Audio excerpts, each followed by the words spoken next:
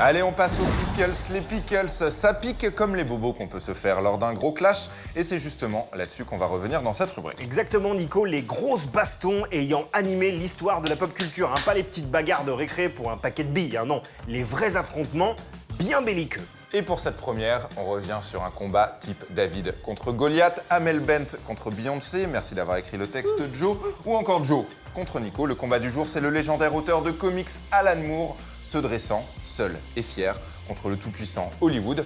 Alors, qui gagne? Réponse maintenant.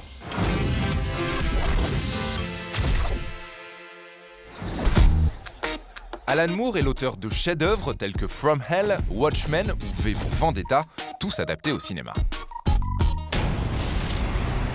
No. Malheureusement, si, et face à ces adaptations, le Britannique se fait invariablement froid et défaitiste.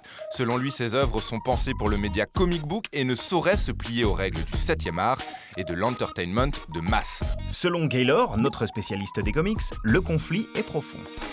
C'est Hollywood et ils ne lisent pas forcément des comics.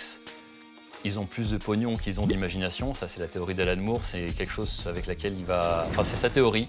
En gros, soit t'as l'imagination, soit t'as du pognon. Et c'est ça vraiment le conflit entre les deux entités. C'est que à Hollywood, ils n'ont pas le temps de lire. Ils n'ont pas forcément envie d'adapter à la lettre ce qu'Alan Moore fait.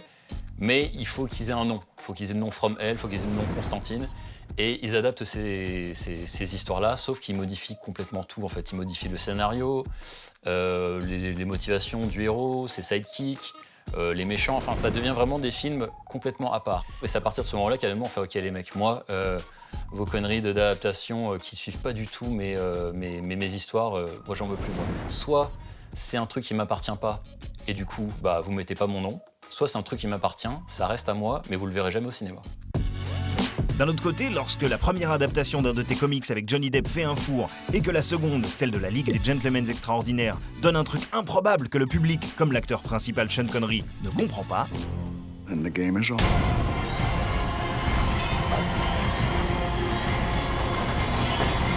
bon bah, y a de quoi te dire que les exécutifs d'Hollywood n'ont rien compris à ton art. LXG, the League of Extraordinary Gentlemen. Hollywood ne lâche rien et enchaîne les adaptations de V pour Vendetta et de Watchmen par Zack Snyder. Alan Moore, lui, ne valide toujours pas, mais il ne peut rien y faire, l'éditeur DC Comics possédant les droits de ses créations. Si DC veut faire une œuvre, ils la prennent. Et ensuite, ils doivent donner de l'argent au créateur, forcément. Sauf que le créateur, Alan Moore, ne veut pas voir son nom figurer sur le truc, donc il n'a pas son nom crédité, il ne reçoit pas l'argent. Alan Moore et Hollywood, une histoire d'amour pour le moins contrariée. To someone who would be next.